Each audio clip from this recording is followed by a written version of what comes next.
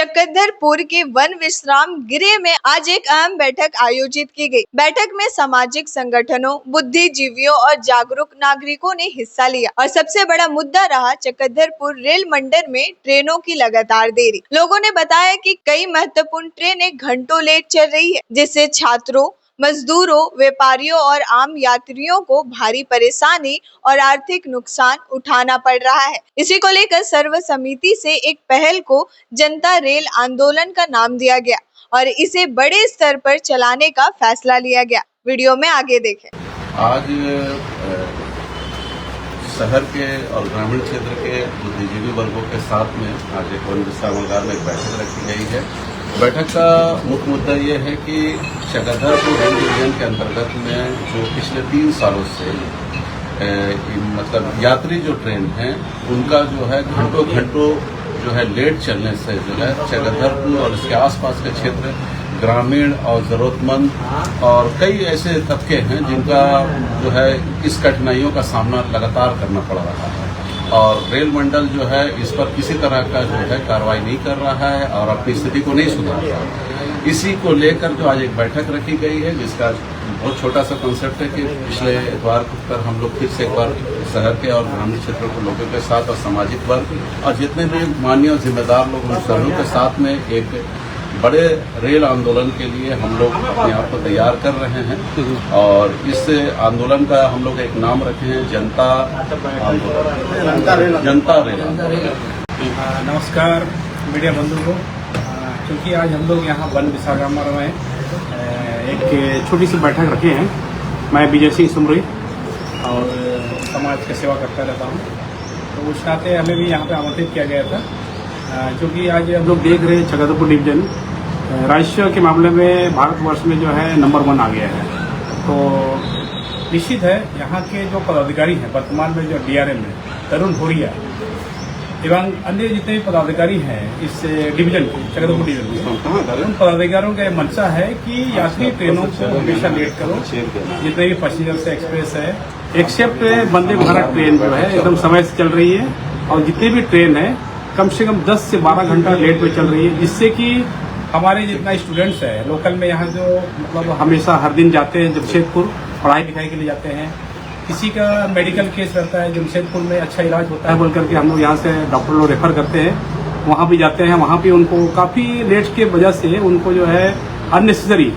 एक लोग नहीं सकते हैं, इसके बावजूद भी उनको कम से कम 5 से 6 हज़ार रुपये खर्च करके बाय रोड जो है ना अपने पेशेंट को ले जाना पड़ता है। और इस तरह से अगर देखा जाए कि हमारे जितने भी ये क्षेत्र जो है क्योंकि एक ग्रामीण क्षेत्रों से ज़्यादा मतलब घिरा हुआ है और इस क्षेत्र में हम लोग खास करके हमारे जितने मजदूर हैं जो डेली मजदूर करने जाते हैं यहाँ से प्राय उनका ये मनसा रहता है कि हम ड्यूटी जो है समय में पहुँचे और हमको पूरा अपना आज का जितने मजदूरी हो मिले। लेकिन क्या करें, उनकी बहुत बदनसीबी कहा जाए, सुबह में तो निकलते हैं अपना टिफिन पिन लेकर के, लेकिन उनको जो है पहुंचने में लेट होने से वहाँ पे कंपनी वाले लोग नहीं लेते हैं। ठीक है, इस तरह से हम लोग पिछला 3 सालों से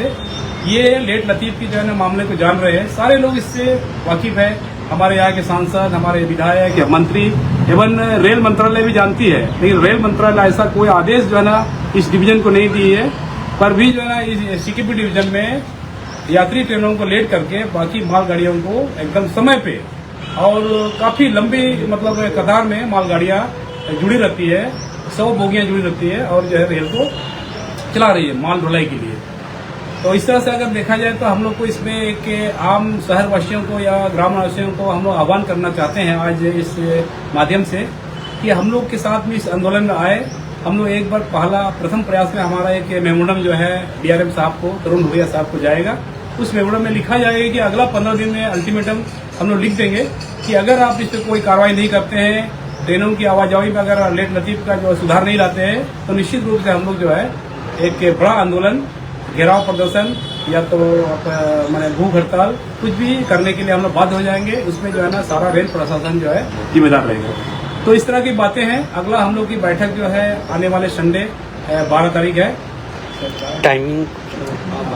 है ना, और टाइमिंग हम लोग को यहाँ पे 10 बजे का टाइम रखे हैं और यहाँ पे इसी स्थान पे होगा। ज़्यादा से ज़्यादा शहर के लोग आए और हम लोग मेमोरेंडम जो है